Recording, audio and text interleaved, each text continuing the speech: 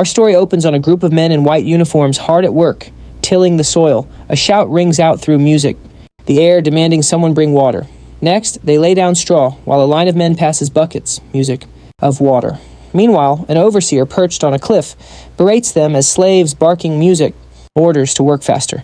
Nearby, a goblin scribbles notes into a logbook held by one of the workers. One man, however, is in agony from the relentless lashes on his shoulders, his body drenched in a mix of blood and sweat. He grumbles about the excruciatingly harsh reality of lifelong servitude. In a completely different scene, the strongest man alive had claimed the champion title at the young age of 27, holding his spot as the world's top fighter for 2 straight years. During a championship fight, the referee called the match after the towel was thrown in. The victor, boasting a perfect record of 23 wins and 0 losses, had just cemented his place as the heavyweight champion of the world's largest MMA league. He even capped off his career with an undefeated title defense before retiring. This man is Cho Hyun-wook, a famous athlete from the Republic of South Korea, and he is the protagonist of our story. Not long after he retired, fate dealt him a cruel hand in the form of the infamous Truck Kun. As you might guess, the truck slammed into him, cutting his life short.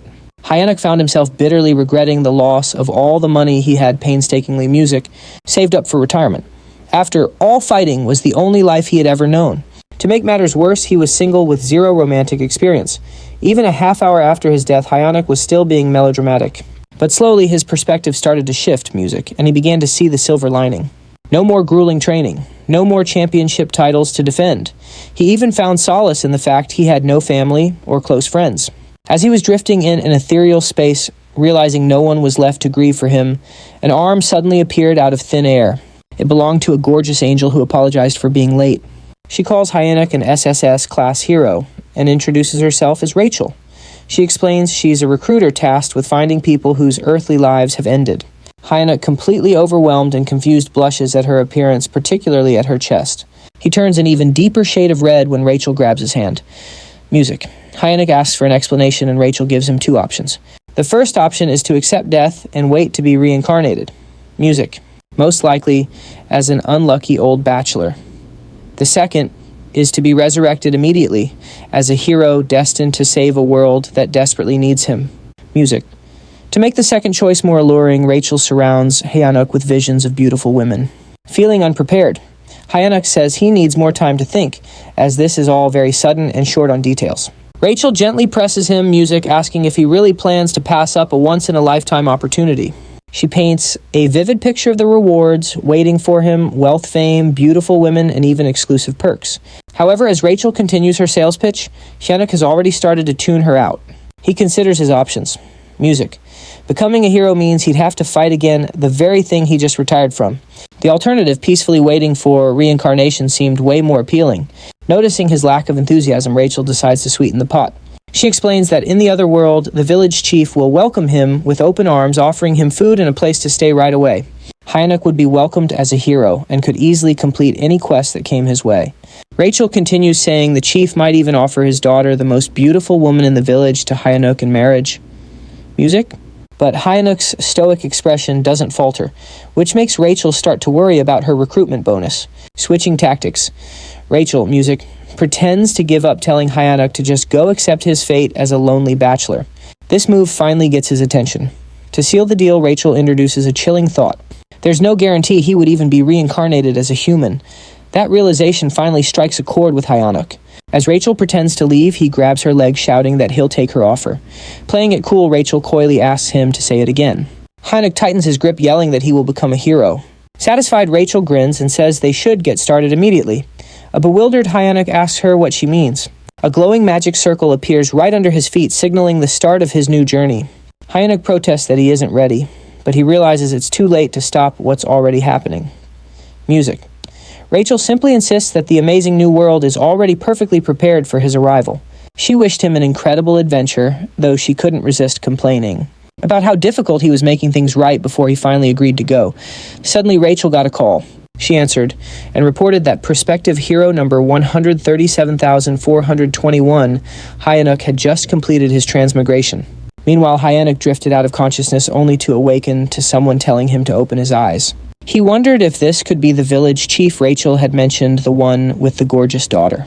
The story seemed to be going according to plan until a swift punch to the gut jolted him wide awake. Irritated, Hyunsuk lashed out asking if the person had a death wish, but he stopped dead in his tracks. The figure standing before him wasn't human. It wore a wild boar's skull complete with horns. This strange creature was fuming, accusing Hyunsuk of slacking off in the slave dormitory. Hyunsuk, utterly confused, hesitated. Could this bizarre thing really be the village chief Rachel told him about? The thought was absurd. It looked more like a monster he was supposed to fight. Timidly, he introduced himself as a hero. The creature gave him a puzzled look and stepped closer, mocking the idea that heroes these days were all idiots.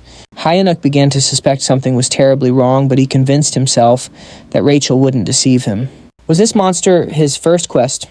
Trying to stay calm, he decided to handle it the Korean way, quickly and decisively. But before he could think any further, the creature asked what he had just said. Without hesitation, Hyunsuk kicked the creature, yelling for it to die. His celebration was cut short when the creature grabbed his foot. The creature smirked, asking if Hyunsuk seriously thought he was a hero. With a weary sigh, it grumbled about how exhausting these so-called heroes were and wondered where they all kept coming from. Hyunsuk found himself completely immobilized as the creature clenched its fists and taunted him, saying he'd feel much better after a nice long nap. The creature then tossed Hyunsuk into an underground prison. As his eyes adjusted to the dim light, a loud banging sound echoed from nearby. Someone on the other side of a cell door was screaming for it to be opened, demanding another round with the cow-headed monster. The door creaked open, revealing an irate goblin wielding a sword who then barked at the prisoner, threatening to boil him into soup if he didn't shut his mouth. Terrified, Hyunsuk promised to stay quiet. After the goblin left, Hyunsuk began complaining to himself about this so-called beautiful new world. He wondered where it all went so wrong. His biggest worry, though, dying a virgin in this life, too. Suddenly a voice called out to him from a small window in his cell. The person on the other side asked if he was a newcomer. Intrigued, Hyunsuk asked who he was. The man introduced himself as a senior hero who was supposed to be starting his own journey. He explained that they were trapped in the Demon King's army fortress where humans were being used as slaves. Peeking through the window, Hyunsuk was shocked to see a fellow Korean. He respectfully addressed the man as his sunbae and asked how they ended up in such a terrible situation. The man, amused by Hyunsuk's politeness, teased him for a moment before shouting out to the other prisoners, asking if any of the other self-proclaimed heroes were still kicking. Voices erupted from all directions, each one claiming to be a hero. The prison was packed with unfortunate souls who had all met a similarly grim fate in this world. Baffled, Hyunsuk asked what was going on. The sunbae casually explained that there were at least 100 heroes who had fallen into the Demon King's fortress. He pointed out that the red cow-headed creature Hyunsuk had encountered was Reedrun, the warden of the fortress, and the goblin who had just threatened Hyunsuk was Jark, a notoriously cruel prison guard. The man then revealed the truth behind their predicament. It was all because of Rachel, the so-called angel. Hyunsuk's face twisted in confusion as the man cursed Rachel, calling her a wicked demon. The sunbae muttered bitterly, lamenting how things could have been different if it weren't for her mistake. Hyunsuk, becoming hysterical, demanded an explanation. This nightmarish place wasn't supposed to be their starting point, was it? The man confirmed his fears, explaining that other captured heroes from different locations had told him about the proper starting points. Heroes were supposed to begin their journeys in peaceful cities or quiet villages, even if they didn't have any powers. The realization hit Hyunsuk like a ton of bricks. The reason he was stuck in this hellhole was none other than the so-called angel Rachel. He could still picture her innocent face clearly. A few days later, we see the 2nd slave squad of the 3rd Battalion deep within the Demon King's army. Humans were forced to work under harsh conditions with goblins watching their every move. The humans were even made to chant, "Let's crush the humans. Let's devour the humans." Hyunsuk's body shook with exhaustion as he carried an enormous log a goblin perched lazily on top. Eventually, a bell rang, signaling the end of the day's labor. The goblin ordered them to return to their cells. Back in his prison cell, Hyunsuk reflected on how the prison conditions almost seemed better in comparison. He recalled the angel's promise about special privileges for heroes. He decided to try a popular command often used in these scenarios, status window. To his surprise, it worked, and his status appeared before him. As he examined his stats, he learned some basic information about his strength and abilities. Music. Hyunsuk muttered something about what he had discovered catching the attention of the man in the neighboring cell. The man overhearing him was surprised to learn that Hyunsuk already had stamina at level 1. Hyunsuk confirmed it and mentioned his strength stat was at 28. Music. The man, recalling Hyunsuk's reputation as a former champion, was amazed. He hadn't expected Hyunsuk to be so exceptional, especially with stats exceeding 30 at level 1. Hyunsuk, however, dismissed the praise, pointing out that he was still just a slave. Music. The man remained optimistic, assuring Hyunsuk that someone with his potential could definitely escape and become a true hero. Hyunsuk, unconvinced, feigned sleep.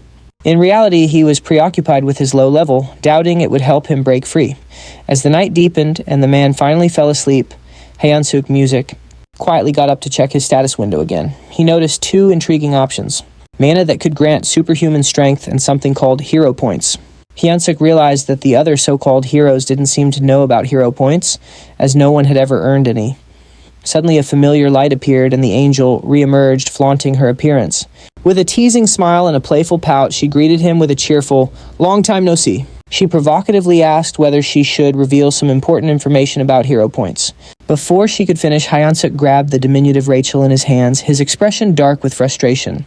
He told her bluntly that he didn't care about hero points or anything else she had to say. At that moment, his priority was giving her a piece of his mind. Music. Moments later, Rachel found herself tied up and dangling like bait on a fishing line. Apologetically, she explained that her magic circles had malfunctioned due to an unfortunate accident involving spilled coffee during a snack break. During her explanation, soundproofing magic was activated to ensure their privacy. Hyunsuk questioned whether she had been punished by being assigned as his manager. Rachel clarified that her role was to be his personal fairy, a guide to assist him until he defeated the Demon King. Music. Hyunsuk made it clear that he no longer cared about being a hero. Rachel, puzzled, asked him to elaborate. He explained that he had no intention of defeating the Demon King and would prefer to live a normal life. Rachel admitted that many prospective heroes chose that path, but she emphasized his extraordinary SSS-level potential. Hyunsuk argued that his potential didn't obligate him to anything. He confessed that he never felt it was his destiny in the first place. Rachel tried to protest, but Hyunsuk interrupted, saying he didn't want to live a life filled with endless music, battles, as he had in his past. Rachel was startled by his words. She had always seen him as a foolish warrior, driven only by fighting and women, but now she worried about her own fate. When she received her assignment as a personal fairy, Rachel had vehemently protested. She felt it was unfair for someone of her status to endure such a humiliating role. Nevertheless, she was ordered to stay by Hyunsuk's side until he defeated the Demon King, and the decision was final. A personal fairy, she was told, Music, must actively support and share both successes and failures with their assigned warrior. Despite her protest, she was teleported directly to the demon fortress. Back in the present, Hyunsuk deduced that a personal fairy was obliged to obey their warrior's commands. Music. Using this to his advantage, he instructed Rachel to contribute to his escape plan. Reluctantly, she agreed. A sudden noise from the door made Hyunsuk act quickly, grabbing Rachel to conceal her presence. Goblins were waking the prisoners for the next day's labor. Rachel grumbled that she could use her stealth abilities without his interference. Even after roll call was complete, Hyunsuk Music noticed that Jark, the cruel goblin guard, was still lingering by his door. Jark informed Hyunsuk that Rayan had summoned him to his office. Music. Once there, Rayan brought up an unexpected topic. Apparently, Hyunsuk had been working diligently these days. Hyunsuk was utterly shocked while Jark casually lounged on his shoulders. He couldn't believe that the foul-smelling goblin had actually complimented him. Ron admitted that initially he thought Hyunsuk was just another crazy human, but seeing his recent efforts had changed his perspective. That was why Rayan proposed a new role for him, head slave. Hyunsuk was baffled and had no idea what Ron was implying. Rayan elaborated, explaining that work progress had slowed down significantly and someone needed to step up to manage the humans. Rachel anxiously hoped Hyunsuk would refuse the offer outright. She whispered furiously, pestering him to decline, even yelling that a hero should never submit to officers in the Demon King's army. Both Rayan and Jark heard the commotion and asked what all the noise was about. Hyunsuk quickly shouted that he would handle everything and ensure the humans worked harder. To distract them, he gave an exaggerated bow, slamming his head on the desk with a loud thud. Ron was delighted. He confessed that contrary to his first impression, he was beginning to like Hyunsuk. He even promised to write him a special recommendation letter to join the Demon King's army if he continued to perform well. Hyunsuk was dismissed, but felt despair deep down, watching his escape plans crumble. A few days later, the humans were chanting while they worked. Hyunsuk strutted around, smugly scolding one worker for being too slow. He jeered, "My grandma could move faster than that." With an attitude like that, he seemed like a natural fit for the Demon King's army. The system window popped up. revealing that his hidden skill charisma had increased due to his leadership experience. Hyansuk exclaimed that being the head slave was the best. The other men exchanged worried glances, convinced he had completely lost his mind. They whispered about him behind his back. Rachel, however, scolded him, warning that his act could land them in serious trouble. Hyansuk dismissed her concerns, telling her to trust his plan. He added arrogantly, "A mere sparrow like you couldn't possibly understand the grand strategy of a phoenix like me." When a man collapsed to his knees, Hyansuk scolded him harshly. The system window notified him that Redrun's favorability towards him had increased. Hyansuk saluted dramatically and thanked Redrun, declaring his unwavering loyalty. Rachel exploded in frustration, reminding Hyansuk of his desire for adventure and escape. Hyansuk scratched his head, explaining sheepishly that he was simply following the system's guidance. He reasoned that obeying the system was part of being a hero. Rachel argued furiously, insisting that boosting a Demon King's army official's favorability was absurd and completely unlike any hero quest she had ever seen. Hyansuk stood firm, claiming it was the truth, even offering to read the quest description aloud. He read, "You who have found yourself trapped in the Demon King's fortress due to an idiot's mistake." Rachel cut him off, arguing that the language was far too informal for a system message, which should always use neutral, precise wording. Hyansuk shrugged, insisting that perhaps an SSS-level hero system worked differently. The previous night, Rachel had made a scene accusing Hyansuk of accepting the head slave position way too eagerly. Hyansuk retorted that she was the crazy one, not him. Out of nowhere, a system message had appeared addressed to Hyansuk.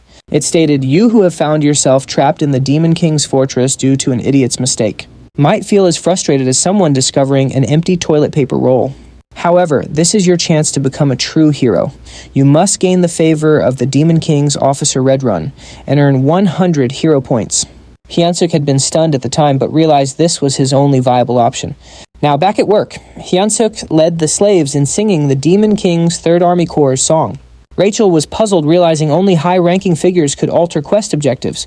She wondered why they would do such a thing for Hyansuk. Suddenly, Jark approached Hyansuk again, instructing him to follow him to Redrun's office. Redrun praised Hyansuk for the significant increase in the slaves' productivity. Hyansuk, feigning humility, credited the improvement to Redrun's wise leadership. Rachel scoffed, muttering that such shallow flattery would never work. But to her shock, Redrun seemed genuinely pleased, visibly beaming with satisfaction.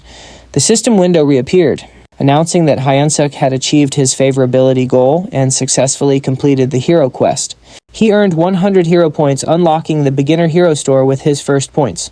Both Hyansuk and Rachel were astonished that the plan had worked like a charm. With the favorability quest complete and everything progressing smoothly, Hyansuk decided it was time to move on to the next phase of his strategy. He approached Redrun, asking permission to begin training the slaves. Redrun raised an eyebrow and questioned the request. Hyansuk then began to paint an idealistic picture for him. He envisioned a group of slaves working in perfect unison, trained to the peak of discipline, with each one pulling the weight of 3 men without a single complaint. He boasted that with this level of efficiency, the entire fortress could be built within a single week. Redrun, however, countered that humans were too physically frail to handle intense training on top of their regular labor. Unfazed, Hyansuk played his trump card, pointing out that if this plan succeeded, even the commander would be singing Redrun's praises. That was all it took to convince Redrun, who approved the training without a second thought. Meanwhile, back in his cell, Rachel was having a full-blown dramatic meltdown over the situation. She wailed that the hero had completely lost his mind, not only surrendering to the Demon King's army, but now training slaves on their behalf. She felt absolutely hopeless. Hyansuk, irritated by her theatrics, snapped at her to keep it down, assuring her he had a plan. Skeptical Rachel asked if he was just trying to make a fool of her again. Hyansuk, quick-witted as ever, shot back, "Do you think I'm you?" He then revealed his true intention to use the slaves to start a rebellion. Hyansuk explained that the fortress held around 3,000 human slaves, while the Demon King's army stationed there consisted of only about 500 soldiers. Better yet, a human alliance base was located nearby. In the chaos of an uprising, they could call for reinforcements. Upon hearing this, Rachel's despair instantly transformed into wide-eyed admiration. With her eyes sparkling, she admitted he wasn't as dumb as she had thought. Hyansuk then decided to check his quest rewards. Rachel, ever the skeptic, asked if he had actually received hero points or if the whole thing was a lie. Hyansuk reassured her it was all real, even mentioning that the hero's store had been unlocked, and he decided to take a look. Hoping for some game-changing items, Hyansuk opened the store with high expectations. This, he thought, could be his lifeline, the key to getting a real hero skill. When the status window displayed the store's inventory, Hyunuk was left speechless. The skills included Hold Your Breath, which improved breath control, and Hold It In and Kolke, a skill to endure bowel pressure for longer. Hyunuk sarcastically mused that Hold It In should have been an SSS rank skill, especially handy for public emergencies. The other available skills were completely mundane cooking, cleaning, and laundry. Confused and enraged, Hyunuk demanded to know how these were supposed to be skills for a hero. Rachel, laughing at his meltdown, explained that the store was only at level 1. She assured him that collecting more points to level it up would unlock much better options. Still fuming, Hyunuk lashed out, telling Rachel to shut up and calling her a swindling fairy. The next day, Hyunuk had the slaves salute the demon commanders as he ordered them to sing the Third Army Corps' anthem. At his signal, they began, "We, the great Demon King's army, defeat the humans and eat the humans. Forget all suffering when you capture them." Nothing under the sky compares to the Demon King's affection. Red Run observed the performance, feeling pleased with his decision to let Hyunuk train the slaves. Suddenly, the door to his quarters burst open as Jark rushed in with urgent news. The human army was advancing on the fortress. The 8th Division, the largest unit in the region, had already been trapped and forced to retreat. Jark warned that with them defeated, it was only a matter of time before the humans arrived. Despite the dire news, Red Run remained perfectly calm. He acknowledged Jark's suggestion to evacuate, but told him to wait a moment. He declared that since ancient times, wars were won and lost on supply lines. The number one rule of war, he stated, was to never lose a competent supply officer. With that, he instructed Jark to leave, saying he would take care of Hyunuk before following. Meanwhile, Hyunuk was drilling the slaves, demanding to know if they were prepared to follow his orders. Hearing a commotion, he sighed, suspecting that Red Run's constant surveillance was about to interrupt his combat training yet again. Checking his status window, Hyunuk noted that while his stats had improved slightly, they weren't nearly high enough to launch a rebellion. He muttered aloud, hoping for some unexpected event that could help him power up quickly. He had barely finished his thought when Red Run landed abruptly right beside him. Red Run tapped Hyunuk's shoulder and called out his name, catching him off guard. Hyunuk turned surprised to see the demon looking like he was in a great hurry. "We don't have time," Red Run said urgently. "You must come with me right now." Confused, Hyunuk asked where they were going and why, but Red Run offered no explanation. Just then, the commander of the human army bellowed an order to attack, declaring that victory was within their grasp. Human soldiers armed with spears charged forward, successfully piercing several goblins in their path. However, their advance came to a dead stop at the terrifying sight of the Red Nightmare Reed Run. Commanders screamed for the troops to fall back and let the knights handle him, but emboldened by their momentum, the humans charged forward anyway. Watching the chaos unfold, a question popped into Hyunuk's mind. What were human troops even doing here? He immediately started scheming, wondering how he could turn this situation to his advantage. Maybe this was his golden opportunity to backstab the Demon King's commander and return to human society as a hero. Just then, one of the humans roared, "Die, Red Nightmare! Equipo Shahasamai Ninchisa Gadan," and lunged straight for Reed Run. With terrifying ease, Reed Run caught the man by the head and simply crushed it, leaving Hyunuk completely frozen in shock. Reed Run then unleashed his combat arts, executing the 7th movement. He smashed the soldier's face into the dirt, then followed up with a massive area of effect attack, the explosive destruction wave. The ground erupted, sending human soldiers flying everywhere. Turning back to Hyunuk, Reed Run casually asked, "Are you all right?" Hyunuk snapped into a salute out of pure reflex, replying that he was fine and subtly hinting that he'd be getting out of his hair soon. This was a stark reminder that he was in the presence of one of the Demon King's most fearsome warriors. The battlefield was soon buzzing with activity as the human forces secured the area. They raised 2 flags in the center and started organizing the citizens of the Marriott Kingdom and the Drawson Empire. A soldier approached Hyunuk's fellow prisoner, asking if they were warriors. The man confirmed that they were. All the self-proclaimed warriors were separated from the other captives and led down a different path, where a new figure appeared to greet them. He was Olivane Greer, a middle-aged man with a striking red beard and hair. He was a duke of the Drawson Empire and the commander of the Allied forces. A soldier came up to Olivane, reporting that the evacuation was complete. Olivane commended the soldier for his hard work. The soldier then added that everyone who claimed to be a warrior had been drafted. Olivane gave the signal to begin. "All soldiers to your positions," he commanded, but moments later he issued a chilling order. "Walar Eshot will annihilate every single warrior before us." Meanwhile, a carriage was making its way through the forest. Inside, Hyunuk was sulking, mourning the death of his dreams of adventure and the second life he'd imagined. Across from him, Reed Run sat as stoic as ever. Hyunuk couldn't help but replay the scene in his head. Reed Run effortlessly dispatching every single person who was chasing them. Their pursuers were officially no longer a problem. Trying to lift his spirits, Rachel chimed in that a crisis is just another word for opportunity. She suggested they should head to headquarters to get a proper handle on the Demon King's army situation. Hyena, completely unimpressed, just told her to shut up, breaking the silence. Reed Run mumbled, "I must have dozed off for a second." He looked over at Hyunuk and asked, "Did you say something?" Hyunuk scrambled to cover his tracks, claiming he was just mumbling about what an honor it was to be accompanying someone as amazing as Reed Run. Reed Run, looking genuinely touched, expressed his thanks. He then told Hyunuk they were approaching the 3rd Corps headquarters, encouraging him to look forward to it.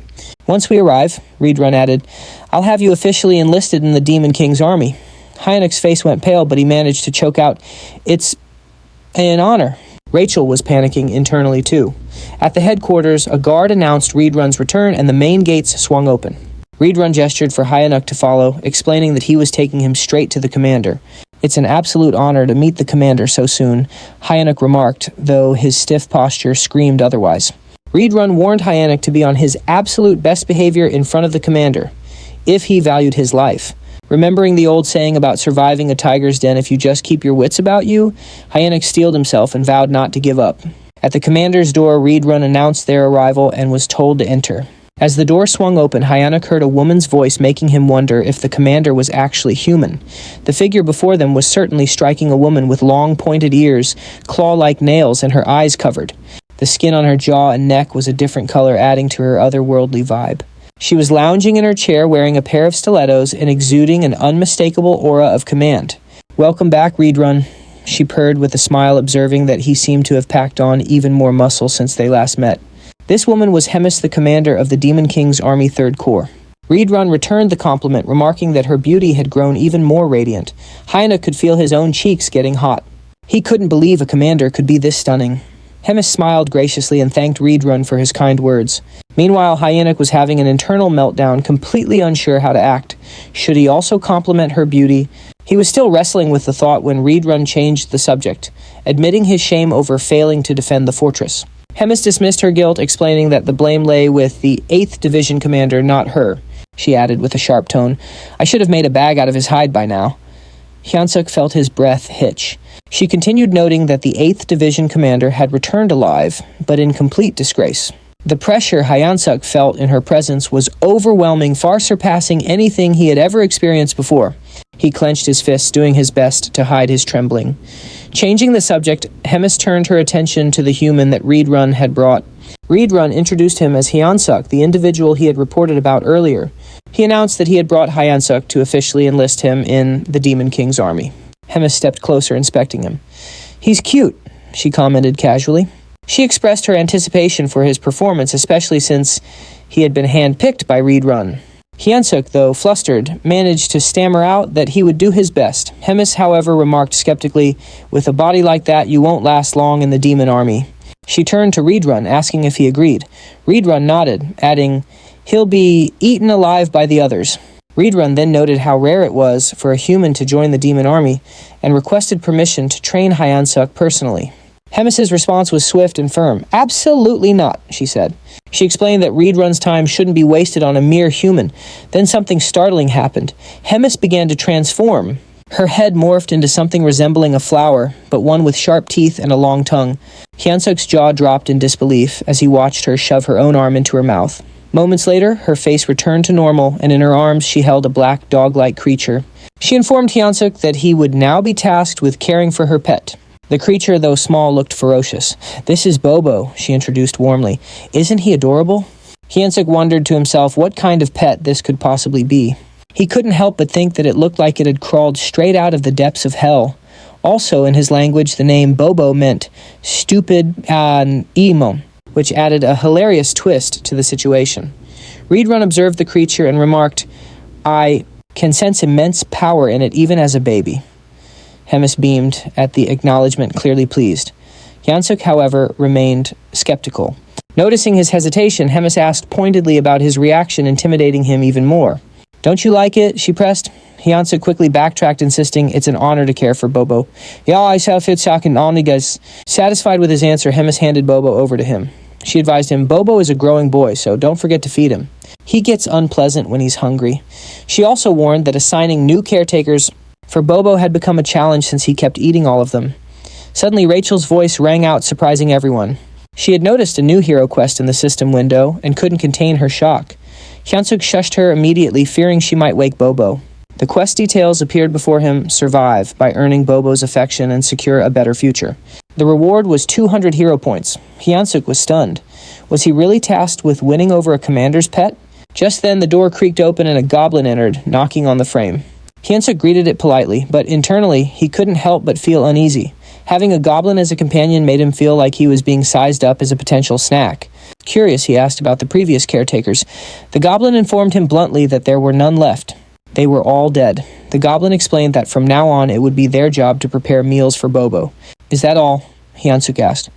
Yes, the goblin replied.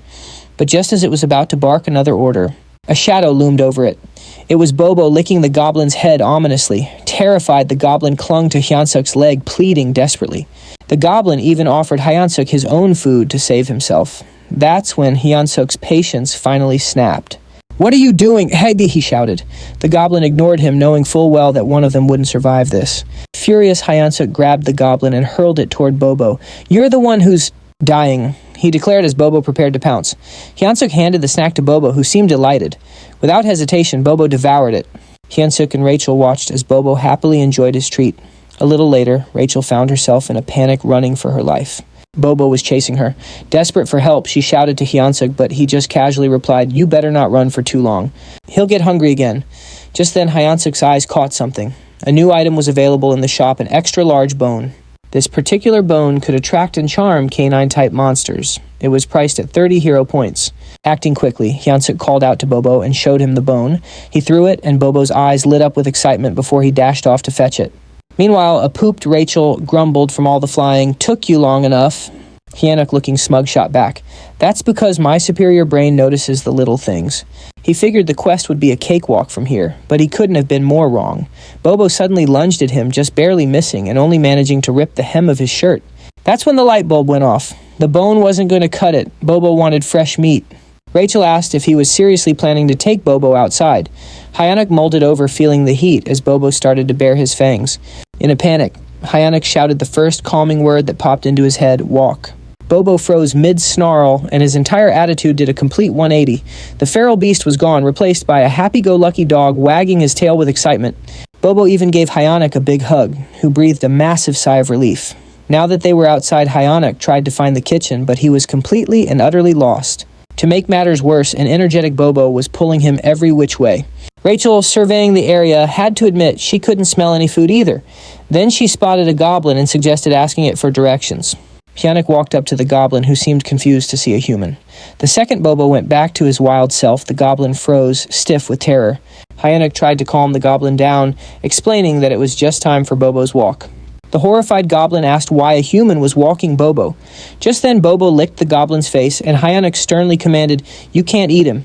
Hyunsuk asked where the kitchen was, and the trembling goblin pointed to the left, before taking off like a shot. Rachel and Hyunsuk just stared after him for a second, completely stunned before they both burst out laughing. The goblin's terror was so dramatic they wondered how he ever made it into the demon army. Once they calmed down, Hyunsuk got back to business. He was all set to hunt for some meat in the kitchen. Rachel, ever the pragmatist, questioned his long-term strategy, asking if he was really going to take care of a dog forever. Hyunsuk scoffed, saying of course not. He had his own dreams to pursue. But when he turned back, Bobo had vanished. A wave of pure panic washed over him. He went pale and yelled, Where in the world did that dog go? Despair started to set in. Bobo was a walking catastrophe. Looking away for even a second had been a huge mistake. Rachel scanned their surroundings and pointed. There they saw Bobo happily trotting back towards them. Hyunsuk let out a breath. He didn't realize he was scolding, You nearly gave me a heart attack. Bobo returned, wagging his tail, but blood was dripping from his mouth and his belly was noticeably full. Suddenly, a shout pierced the air. Commander Regis is dead! A chorus vowing revenge followed. Hyunsuk froze in absolute horror. Rachel pointed a shaky finger at Bobo and whispered, He's the one who did it. Just then, goblin soldiers swarmed out and Hyunsuk and Rachel started running for their lives. Rachel gasped. "Are we about to die?" Hyanuk snapped back. "Less talking, more running." They hit a dead end, cornered by goblins screaming accusations.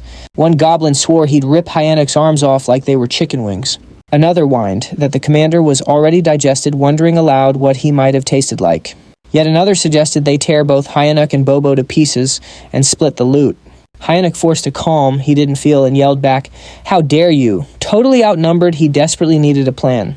Thinking on his feet, he hoisted Bobo into the air and asked the goblins if they had any idea who this brave creature was. Confused, the goblins just stared at Bobo, who they'd written off as some random wild animal. Hearing their muttering, Hyanuk's feigned fury grew, and he laid into the goblins. He declared that this adorable but deadly beast was the one and only Bobo. The goblins paused. They remembered rumors about Commander Hemis having a pet named Bobo, but they quickly brushed it off as just another human lie. Even so, a few goblins started to look nervous, wondering if maybe, just maybe, Hyanuk was telling the truth. Hyanuk demanded to know how they could possibly not recognize Bobo, calling their ignorance a disgrace. The goblins just stared, thrown off by his sheer confidence. Hyanuk, keeping his cool, commanded, "Bobo, go beast mode." Without a second's hesitation, Bobo obeyed, transforming into a savage predator drool, dripping from his jaws in anticipation of his next meal. Hyanuk addressed the goblins again, stating firmly, "This is Bobo." Then he gave the order, "Bite him." Bobo let loose a terrifying roar and leaped onto the closest goblin. Blood went flying as Bobo's teeth sank into his target. Hyanuk watched the gruesome scene play out, casually remarking, "You know, a dog without a muzzle can make a real mess." When Bobo was done, only the goblin's bones were left. Turning to the others, Hyanuk asked with a smirk, "Anyone else have any doubts about who this is?" The goblins fell over themselves, apologizing frantically, insisting they had no clue it was the real Bobo. In that instant, a system notification popped up in front of Hyanuk. It said his incredible charisma had just subdued a large number of demons, causing his hidden charisma stat to increase. Hyanuk broke into a wide grin, pretty pleased with the system's recognition. Just then, a calm yet commanding voice cut through the noise from behind, asking what all the commotion was about. Music. It was Commander Hemis. She glanced around, an amused smile on her face, and remarked that the cute new beak was certainly causing a stir. Music. Hyansuk's blood ran cold. Being in her office was nerve-wracking enough, but facing her out here was a whole new level of terrifying. She chuckled clearly, amused by Hyansuk's audacity in using her name and Bobo's just to survive. Hyansuk bowed deeply, admitting he'd committed a grave offense. She raised an eyebrow, confused by his apology, since she'd actually meant to compliment him. She admired his resourcefulness and quick wit, a refreshing change from the usual dim-witted demons she had to deal with. "You got guts music too," she added with a smirk. Hyansuk stammered out a thank you, completely unsure if she was genuinely praising him or laying a trap. She elaborated, explaining how the demon army relied too much on brute force, which often led to unnecessary chaos. When Hyansuk asked what she meant, she just replied cryptically, "You'll find out soon enough." She then shifted the conversation, suggesting he consider becoming an executive in the demon army. Music. Hyansuk was stunned, feeling completely unqualified, but Hemis just brushed off his self-doubt. "You can't keep using my name and Bobo forever," she declared. She explained the army's duel system where victors could claim their opponent's rank. She gave him 1 month to prepare for a fight. If he won, she'd extend her protection for another month. If he kept winning, he might even climb to the rank of battalion commander and actually become useful. Hyansuk hesitantly asked what would happen if he were to lose. "You'll regret surviving the battle," she replied coldly, implying that failure would lead to a fate worse than death. With no other choice, Hyansuk accepted. Music. He even picked his opponent right then and there. Rachel, who was standing nearby, let out a dramatic sigh, predicting she'd be saying her goodbyes to him in a month. Hyansuk shot her a glare, reminding her that she was the one who said he had SSS rank potential. Rachel just shrugged, explaining that potential only means it's possible, not guaranteed. "You're a fairy," Hyansuk snapped. "The least you could do is be supportive." While he was fuming, Hyansuk noticed something deeply unsettling. The doors up ahead were streaked with blood. Music. He muttered to himself, wondering if this could really be the kitchen. He cautiously pushed the doors open, only to be greeted by a towering, red-skinned, ogre-like figure. "You must be the human our commander mentioned." Music. The monster rumbled, introducing himself as Kulkin, the demon army's chef. Kulkin asked what business he had in the kitchen. Hyansuk stayed put outside the doorway, explaining he was just there to get a snack for Bobo. Kulkin's eyes narrowed, realizing Bobo's caretaker had changed yet again. But to Hyansuk's surprise, Kulkin refused his request outright, leaving him completely dumbfounded. Kulkin explained that he had no reason to help a human. His only order from Commander Hemis was to not kill Hyan-suk. Desperate Hyan-suk asked if there was any way to work something out, stressing that the food was for Bobo. After a moment's thought, Kulkin offered a solution. Music. If Hyan-suk really wanted meat, he'd have to hunt it himself, just like the goblins do. Hyan-suk's face went pale as he glanced over at the goblins' music, who were busy chopping up what looked disturbingly like other goblins. He realized with a sinking feeling that Kulkin's idea of hunting was far more gruesome than he had ever anticipated. The next thing Hyan-suk knew, he was standing in front of a colossal, ferocious, wild boar. He'd been told this creature would be his dinner for the night if he could manage to kill it. As he stood there, Hyan-suk couldn't help but wonder how he'd ended up in this mess. This was the same boar that had already killed Morgan. Even though they called it a hunt, it seemed like all the boar did was charge relentlessly at anyone who got close. The cooks had all sworn to avenge Morgan. Watching the chaos unfold, Hyan-suk quipped that it was hard to tell who was hunting whom. Greater than music? Rachel, ever the pragmatist, asked what his plan was, even suggesting they just run for it. Hyan-suk shook his head, pointing out that escaping through such a massive crowd was impossible. Still, he couldn't deny the sheer danger of his situation. Determined to do something, Hyan-suk started to move, but Kulkin's voice stopped him in his tracks. Instinctively, Hyan-suk volunteered to go next. But to his music's surprise, Kulkin told him there was no need. The hunt was over. Hyan-suk was completely taken aback. He'd thought they were all just mindlessly charging the boar. How on earth did they take it down so efficiently? A goblin reported to Kulkin tallying 12 dead and numerous injured. To Hyan-suk, that seemed like way too high a price to pay. Kulkin, however, was completely unfazed. He called the results amazing and declared music a short break before they started hunting their next prey. Hyan-suk noticed how little Kulkin cared about the casualties. Music. As the cooks busied themselves, Hyan-suk confided to Rachel that escaping was no longer an option. Rachel asked if he was planning to join the monster hunts with the others. Music. Hyan-suk gave her a firm no, explaining he had no reason to. He mulled over his predicament and concluded that the only way to increase his stats was to level up, which meant he needed experience points. Rachel agreed with his logic, but she asked where he expected to find that kind of experience in their current situation. Shamelessly, Hyan-suk inquired if he would still earn experience points if he only landed the final blow. Rachel confirmed that he would, though she called his plan utterly disgraceful. That was all the confirmation Hyan-suk needed. He thanked her and told her they should get a move on. Hyan-suk knew his options were limited. He had to get stronger within a month, especially if Commander Hem's threats were for real. Approaching Kulkin, Hyan-suk expressed his desire to participate in the next hunt as a member of the brave demon army. Kulkin just stared at him, making Hyan-suk nervous. Had he overstepped? But then, Kulkin music grinned, declaring that he liked Hyan-suk's audacity. Hyan-suk, relieved, offered his thanks while slipping in a few compliments to butter Kulkin up even more. Much to his surprise, Kulkin assigned Hyan-suk the role of leading the very next hunt. Kulkin explained that for their group, the leader's position was the most honorable, reserved only for exceptional cases. Hyan-suk, feigning humility, protested that he couldn't possibly stand before the noble demons, music, adding that the other cooks might object to him taking charge. Kulkin, completely unbothered, simply gave him a thumbs up. Their exchange was interrupted by an urgent call for Kulkin. "What's wrong?" the chef asked. A cook reported a monster invasion, describing its cry as the signal that an urn had arrived. Hyan-suk, confused, asked if they were in danger. Kulkin just dismissed the concern. Music. He did add, however, that urn meat wasn't particularly tasty. Drawing a knife from his back, Kulkin rallied everyone to arm themselves. Music. He announced that they would hunt the urn and add its meat to the dinner menu. Hyan-suk saw this as his golden opportunity. All he had to do was stay close and land the final blow. Just then, Rachel handed him something. A system notification appeared showing a slight boost to his health and strength for 3 minutes. Rachel confidently brushed off his gratitude, but instead of thanking her, Hyan-suk bonked her on the head. Music. He grumbled about why she hadn't used it on him sooner. Motivated, Hyan-suk sprinted to position himself for the last hit, music. As he ran, he forced himself to focus on his goals: a beautiful blonde noblewoman, at least 5 bunny-like children, and a peaceful retirement. He was not about to die again as a defeated, loveless loser. With renewed determination, Hyan-suk leaped into the fray, punching the urn with all his might. The monster fell, and with its music, death came a flood of system notifications. Hyan-suk was stunned to see his level increase by 4 from a single finishing blow. At this rate, he realized he could hit level 20 in a single day. Elated, Hyan-suk felt a surge of power. Music.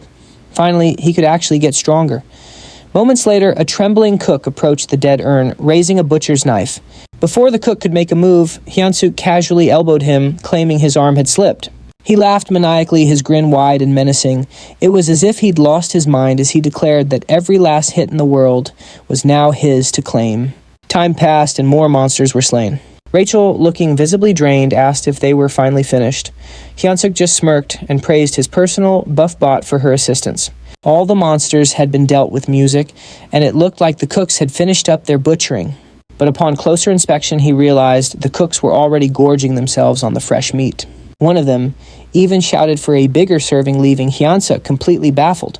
Kulkin caught him staring and called out, asking what music had captured his attention. Hyunsuk asked if it was really okay for the cooks to be eating the army's food like this. Kulkin responded nonchalantly, explaining that it was one of the cook's privileges, especially since monster meat spoils quickly. He added that for the common soldiers, getting fresh meat was a rare and special treat. Music. The chef even admitted that enjoying good food was the main thing that kept him going. A flood of questions raced through Hyunsuk's mind, like what kind of privilege this was, or how they managed to function without a labor union. Music. Despite his skepticism, the chef offered him a piece of the meat, saying he'd earned it as a warrior. Hyunsuk hesitated, staring at the meat and thinking about how much the cooks had risked to get it. Eventually, he took a bite. The flavor wasn't half bad. It had a strong smell that, oddly enough, actually enhanced the taste. But overall, the meat was disappointingly bland and tough. Hyunsuk mused that back in South Korea, a restaurant serving this wouldn't stay in business for a week. It suddenly dawned on him. These cooks were literally risking their lives just to prepare such underwhelming food. That's when a brilliant idea sparked in his mind. Music. What if he could whip up something way better than this? He realized he could win them over with his cooking, basically become the god of the kitchen. With that goal in mind, he opened the Hero Shop interface, catching Rachel completely off guard. He quickly spent some points on a new skill and an item, then showed Rachel what he got. He'd bought an F-rank cooking skill for 50 points, music, and a special seasoning, basically pure MSG, for another 20. Rachel stared at him, completely baffled, and chewed him out for wasting points on what looked like fancy salt. But Hyunsuk just brushed her off, telling her she was seriously underestimating its power. Music. To prove his point, he sprinkled a little bit of the seasoning over the meat. The effect was instantaneous. A rich aroma filled the air, and the meat suddenly looked juicy and delicious. Hyunsuk felt a surge of triumph, already picturing himself as the god of this culinary world. He proudly presented the newly enhanced music. Meat to Kulkin. The chef turned it down at first, claiming he was full, but Hyunsuk wasn't taking no for an answer. Music. He dramatically claimed he'd poured his very soul into it and could die happy if Kulkin would just try one bite. With a sigh, Kulkin reluctantly took a bite, and the flavor instantly transported him. Music. Back to his childhood, he vividly remembered his mother asking him if he wanted meat for dinner. The memory was so powerful, it brought tears to his eyes. In the end, music, Hyunsuk left with a bag full of meat, a thank you gift from the chef, who warned him it would only stay fresh for about 2 days. As soon as Hyunsuk got back, Bobo came charging at him, giving him quite a scare. Thinking fast, he offered up the bag of meat, which immediately calmed Bobo down. Hyunsuk told Bobo to eat as much as he wanted, pulling out all the meat from the bag. Bobo happily scarfed it all down, and Hyunsuk even promised to bring more the next day. Music. This earned him a nice boost in his affinity with Bobo, and also completed their hero quest, netting them 200 hero points just as Hyunsuk had planned. Seeing his success, Rachel pointed to an item on his screen, telling him it could be used to boost his stats. She asked why he hadn't used it yet, and Hyunsuk admitted he'd been avoiding it because he had no idea how it worked, pointedly blaming a certain someone for skipping the tutorial. Rachel, completely unfazed by the jab, music, simply told him it wasn't too late to learn. She then launched into an explanation of how bonus points work. Strength obviously increases your physical power. Stamina improves your endurance and toughness. Agility makes you faster and more nimble. And mana is for all your magic-related abilities. Music. When Hyunsuk asked about charisma, Rachel explained that it's a hidden stat. You can't just pump bonus points into it. It has to be raised through actual training and actions. She recommended that he distribute his points evenly to create a balanced music build, but Hyunsuk immediately shot that down. He was convinced it'd be way more effective to dump everything into strength. Rachel was a little stunned by his logic. She tried to explain that while a pure strength build might work for a little while, mana becomes absolutely essential later on. She says, and say what in to music. After all, a body strengthened with mana is on a whole different level than one built with just physical training. So Hyansuk adjusted his points and asked Rachel if the new distribution looked okay. After a quick look, she had to admit it wasn't half bad. She then told him to go to the shop and buy a basic skill for mana control. Curious, Hyansuk asked what mana control actually did. Rachel explained it was a basic skill that would help him handle and use his mana more effectively. She figured it would probably cost around 100 hero points. Hyansuk started searching the shop for the skill, but came up empty. Rachel was shocked, insisting that it should have been a common, easy-to-find item. Disappointed, Hyansuk grumbled that he thought she was finally going to be useful for something. Getting more frustrated, he flat-out called her completely useless. Music. Rachel fired back, defending herself, and insisting that the skill was supposed to be there. 3 weeks later, Hyansuk finally hit level 100, though it had taken a lot longer than he'd anticipated. Rachel commented, music, that the EXP requirement really ramps up the higher you level. Hyansuk couldn't help but wonder if any of the other heroes were grinding as hard as he was. Rachel then informed him that he'd already become a real standout. Hyansuk found that pretty hard to believe. He immediately started chewing her out, reminding her of all the times he'd nearly gotten himself killed just that day. Rachel explained that it takes most people about 6 months to reach level 100. She added a bit sadly that she really wanted to get along with him, but Hyansuk just shot back that she'd brought his attitude on herself. Just then the door creaked open and a goblin peeked in to inform Hyansuk that the commander wanted to see him. When Hyansuk got to Hemis's office, she gave him a warm and friendly greeting. She commented on how much healthier he looked and noted that he'd obviously gotten a lot stronger, pointing out that his mana had even doubled. Music. Hyansuk just explained that he'd been working his tail off every day to get the best quality meat for Bobo. She, however, remarked on how quickly his strength was growing and asked if it had something to do with the hero's leveling system. Hyansuk froze solid. Hemis knew he was a hero. The only question was for how long. She assured him she'd known since the moment they first met. Stunned, he asked how she could have possibly figured it out. She cryptically explained that she has a connection who's deeply interested in heroes, then turned the question on him. Why did he think she summoned him? Hyansuk took a wild guess, bringing up his recent battles, but she quickly cut him off, reminding him of the promise they'd made and asking if he remembered it. When Hyansuk confirmed that he did, her friendly demeanor vanished as she began to scold him for his behavior. In a flash, Hemis transformed into a monstrous, flower-like creature right before his eyes. She vented her frustration, complaining that he was leveling up way too fast and warned him to work harder if he wanted to live. For her, this was all just entertainment. Hyansuk recalled a crucial fact about audiences: they aren't thrilled by flashy moves or easy wins, they crave dramatic, unexpected comebacks. The horrifying realization dawned on him: she had set him up against an opponent he could never hope to beat. Rachel began to panic, demanding to know his plan. Hyansuk told her to calm down and let him think. He quickly decided the best strategy was to gather as much intel as possible on his opponent before the fight. Specifically, Hyansuk needed to get a precise reading on their strength. Rachel pointed out a major flaw in his plan: they only knew the opponent's name. How was he supposed to find them? Hyansuk revealed his ace in the hole. He planned to buy an item from the hero shop called the Combat Power Meter. This handy gadget, costing a cool 50 hero points, could measure an individual's strength, stamina, agility, and mana. Hyansuk's plan was to use the meter to gauge his opponent's power level, then find a training partner with a similar level to practice against. Rachel let out a sigh, teasing him for only being clever when his life was on the line. Hyansuk shot back that it was better than being useless all the time. To test it out, they took a reading on Rachel first. Her combat power registered at 375. Admitting she had no idea if that was high or low, she suggested they measure Hyansuk for comparison.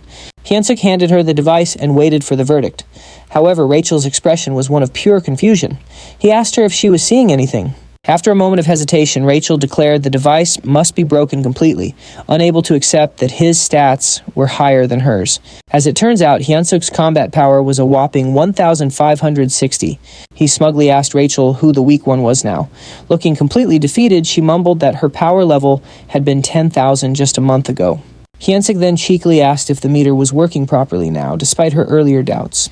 Just for kicks, they checked Bobo's combat strength, and the dog clocked in at an insane 47,422. Rachel was utterly humiliated. She and Hyansuk were both weaker than a dog. Hyansuk, on the other hand, found it hilarious, joking that Bobo's breed must have gotten a recent buff. Stepping outside, Hyansuk decided to scan the power levels of the other orcs in the area. He quickly noticed that the goblins who appeared to be the weakest had significantly lower stats, while most of the other orcs had combat power levels similar to his own. Suddenly, a shout announced the arrival of Captain Bulkman, and every orc immediately snapped into a salute. As the captain strode past, Hyansuk sneakily used the meter and was shocked to see Bulkman's power level was an impressive 14,300. Hyansuk noted that anyone with a combat strength over 10,000 usually held a commander-level position. He turned to Rachel to confirm if his opponent was truly just a platoon leader. Rachel confirmed it, adding that the guy's name was Kirkin. As rumor had it, Kirkin was an orc with the intelligence of a pig. Hyansuk reasoned that a platoon leader should only have a power level of around 3,000. This meant he might actually have a chance if he could just level up a bit more. Feeling a surge of determination, he set off to find Kirkin. But when he finally found him, the meter displayed Kirkin's combat power at a staggering 6,671. Rachel didn't mince words, stating that this was basically a death sentence. But right at that moment, Hyansuk received a notification for a new hero quest. A system window popped up bluntly, stating that his odds of defeating Kirkin were practically zero. However, the system noted that overcoming impossible odds was his specialty, so it was giving him a special chance. The mission raised his combat strength to 3,000 within 1 week. The reward for this impossible task, 300 hero points. Hyansuk couldn't help but sarcastically comment on the quest's perfect timing, joking about whether the system was spying on him. Despite the grim odds, he accepted the challenge. Realizing this was a do-or-die situation, he resolved to outwit both his mysterious observer and Himis in order to survive. The next morning in the kitchen, Hyansuk made his presence known. Kirkin greeted him, his eyes immediately drawn to the strange goggles Hyansuk was wearing. He seemed intrigued by them and asked where Hyansuk had picked them up. Hyansuk played it cool, saying he'd seen other orcs wearing them and decided to get a pair for himself. Kirkin mused that it must be some new trend among the younger generation before quickly moving on. He then ordered Hyansuk to get ready. It was time for the hunt. Curious Hyansuk used his combat power meter on Kulkin and was blown away to see his strength was an overwhelming 35,230. This completely baffled Hyansuk, since that number was way higher than what a typical captain should have. Looking around, he realized that even the other cooks were packing some serious heat, all thanks to their constant brawls with demonic beasts. This gave Hyansuk a brilliant idea. If he could just spar with someone around Kirkin's level, he'd be much better prepared for their inevitable showdown. So Hyansuk went to Kulkin and asked if he could spar with one of the cooks, explaining that it would help him level up his skills and pull his weight more on the team. At first, Kulkin just brushed off the idea of music, saying that Hyansuk was already plenty strong for a human, and there was no need to rush his training. But Hyansuk wasn't taking no for an answer. He threw out a subtle threat, casually mentioning he might just have to eat all that high-quality meat himself if he couldn't get a sparring partner.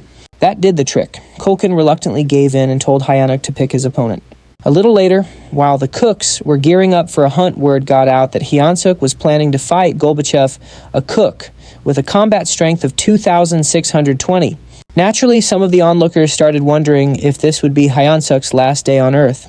The goblins, on the other hand, were not happy about this at all. Ceased to music.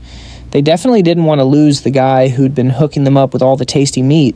Hearing all the chatter, Kulkin shut the goblins up and then warned Gorbachev not to actually kill Hyansuk during their little match.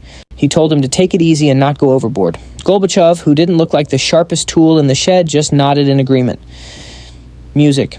Kulkin, however, didn't look convinced at all. And with that, the spar began. Hyansuk music, full of fighting spirit, immediately charged at Gorbachev. Gorbachev had to remind himself of Kulkin's warning, "Don't kill the human." Music. As he threw a punch, Hyansuk expertly dodged it quickly, noticing that Gorbachev's movements were all raw instinct. Music. Seizing the opening, Hyansuk launched a counterattack. The whole flow of the fight felt strangely familiar, just like the countless battles he'd already won back in the day. And just like that, in the blink of an eye, the match was over with Hyansuk as the clear winner. Music. The goblins couldn't believe their eyes. Gorbachev went down so fast that some of them didn't even realize the fight had started. See, squint of music. Hyansuk himself was just as stunned, realizing he'd taken Gorbachev out with just a single kick. This completely unexpected music win lit a fire of new confidence inside him. Maybe, just maybe, he actually had a shot against Kirkin after all. Later, at the northern edge of the Black Fortress, music near the Great Forest, Hyansuk couldn't stop replaying the spar in his head. The fact that he'd managed to knock out an orc with more than double his own strength, music, with a single kick only confirmed his new theory: combat power is just a number, not the whole story. He figured that with just a little more training, he could probably score an easy victory in his next big fight. Right on cue, a goblin scout ran up to Kulkin, reporting a huge group of Talus up ahead. Kulkin, looking pretty annoyed, asked if they had wandered into Tala territory. Jensenuk, ever the curious one, asked what the big deal was. Music. He wondered if it was because Tala meat tasted awful or something. Kulkin explained that their meat actually wasn't half bad. In fact, their bone marrow was considered a top-tier delicacy. The catch, however, is that Talus are pack animals with incredibly strong maternal instincts. If you mess with their kids, you're in for a world of hurt. Heineck figured that was the end of the hunt. But Kulkin, already drooling over that delicious marrow, decided they were going in anyway. He ordered everyone to charge Music, declaring that Tala meat was on the menu for today's snack. His orders were simple: don't let a single Tala escape, and take them all down right here, right now. The creatures looked like giant spiders with creepy skull-like patterns on their backs. Hyena gave a nearby goblin a little accidental shove, Music, creating an opening to swoop in and land the final blows to farm some easy XP. After a while, the group had piled up a pretty big collection of dead Talus. Hyenic landed the finishing blow on the very last one, and just like that, he leveled up. Rachel complimented him, calling him a pro at kill stealing. Hyenic just took the compliment in stride, explaining that this was exactly why he loved kitchen duty so much. But then a sudden, overwhelming pressure fell over the entire area, catching Hyansuk completely by surprise. Just as he turned, someone let out a terrified scream. Music. The Talus Queen had arrived. You could practically feel her rage as she laid eyes on the mountain of her dead children. She let out a furious growl, and Hyenic, ever the gamer, immediately used his goggles to check out her stats, Music. But the only thing that popped up was immeasurable. The horrifying reality of the situation slammed into him. They had just slaughtered all of her babies. Hyenic whipped around to ask the chef for a plan, only to see him already running for his life. The chef just yelled for everyone to save themselves and that they'd regroup later. Hyenic was busy thinking some pretty dark thoughts about the chef's leadership skills when a loud crash snapped him out of it. Someone screamed for everyone to scatter. All around them, the weaker goblins were being torn to shreds as the enraged Talus Queen let out a furious roar. Her shriek was so deafening that Hyenic had to clamp his hands over his ears just to bear the sound. Music model. Rachel warned him to look behind them, and when he turned around, he saw hundreds of Talus charging toward him, led by the Queen herself. Yeah, good music. Naturally, Hyansuk took off as fast as he could, with goblins screaming for help in the distance. He knew if he paused for even a moment, he'd be a goner. Eventually, he stumbled upon a cave and hesitated, wondering if it was safe. Rachel reassured him it was empty, claiming she had already checked it out. Though Hyansuk didn't fully trust her, he figured the cave was safer than the forest, Music, where he was a sitting duck. The cave was surprisingly deep. He asked Rachel if it was a natural formation, but she had no idea. She did note how spacious it was, large enough for even the Talus Queen to get in. Music. An idea started to form in Hyansuk's mind when he spotted a gooey substance on the wall. Rachel dismissed the possibility of it being a Talus hideout, pointing to the chef's claim that no Talus groups were nearby. However, the sticky residue gave Hyansuk a bad feeling. Were these spider webs? Then he saw them. Music eggs. Realizing the cave was a Talus nest, he knew it wasn't a safe place after all. Just as he decided to leave, Music, glowing green eyes emerged from the shadows. A fully grown Talus charged at him. Hyansuk sprinted, Music, as fast as he could while Rachel frantically asked if they were even heading in the right direction. Hyansuk admitted he had no idea, Music. It was his first time in the cave, too. Suddenly, he stepped on something, lost his footing, and slipped. Panicked, he grabbed the first thing he could find and hurled it at the Talus.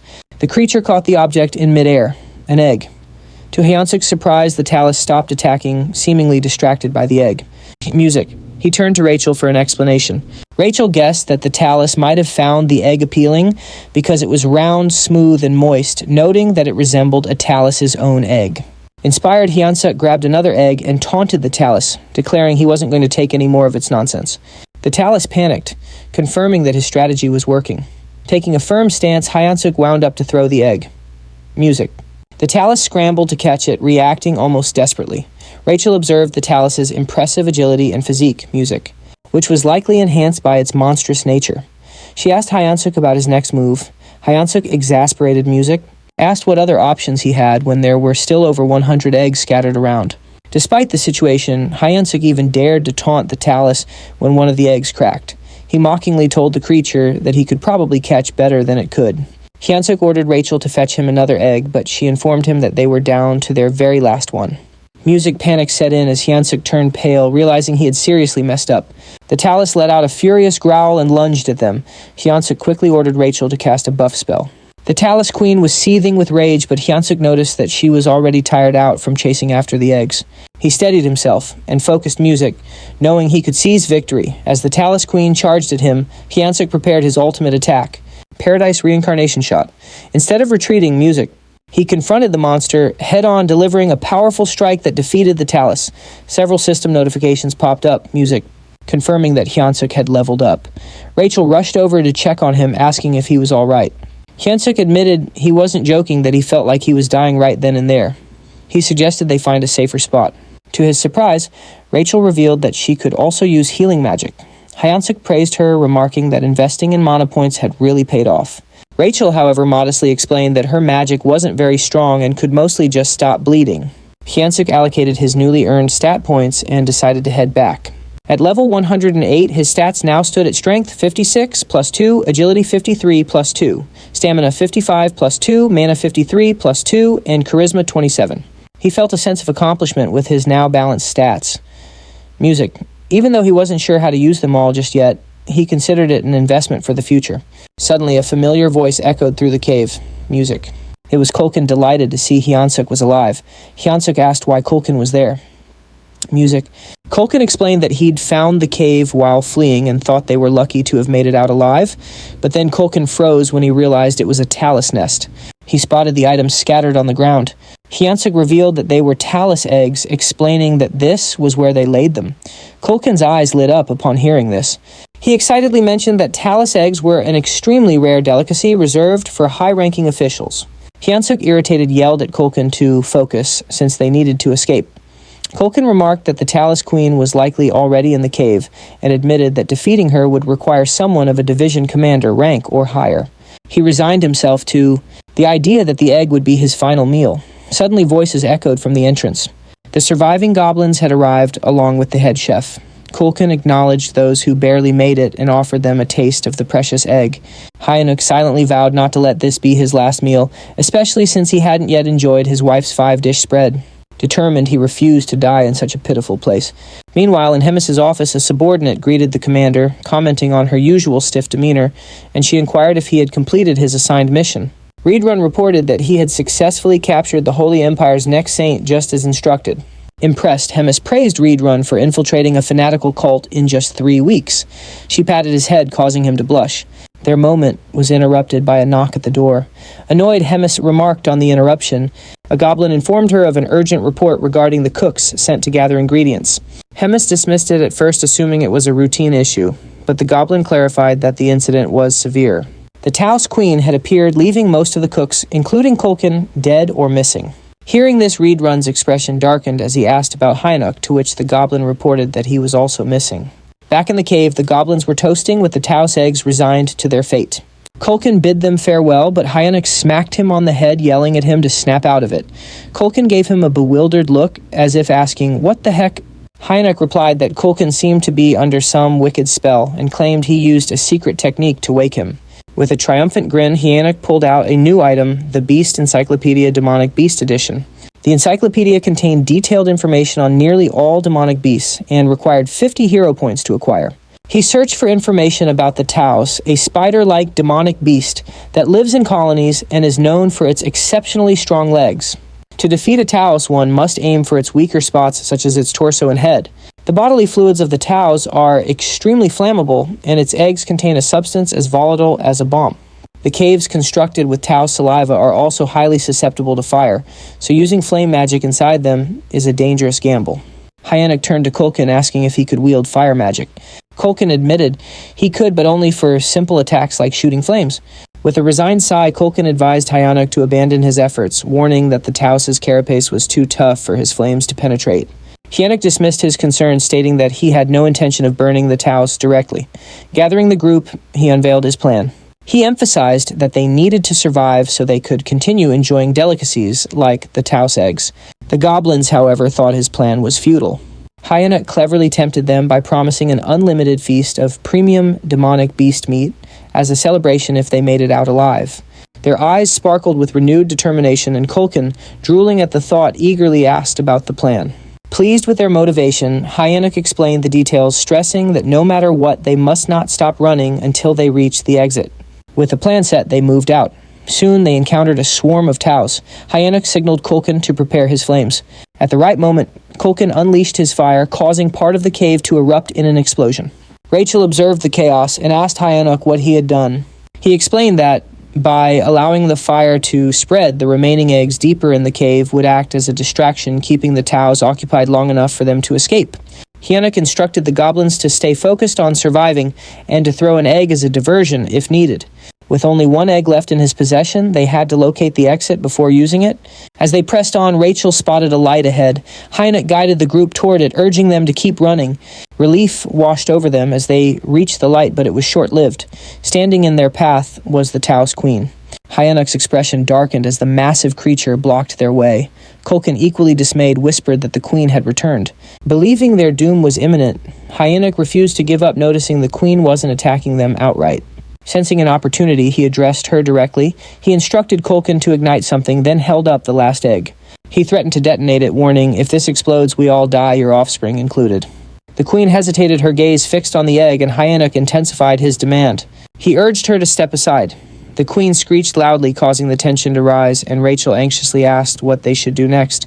Hyenoch, out of ideas, lit the egg and hurled it toward the cave wall. The egg exploded, setting off a massive fire that spread in an instant. The ground shook violently as the cave started to crumble, sending the terrified goblins scrambling for their lives. Hyenoch screamed for everyone to just focus on getting out alive. But in the middle of his escape, he abruptly stopped dead in his tracks, completely distracted by a system notification.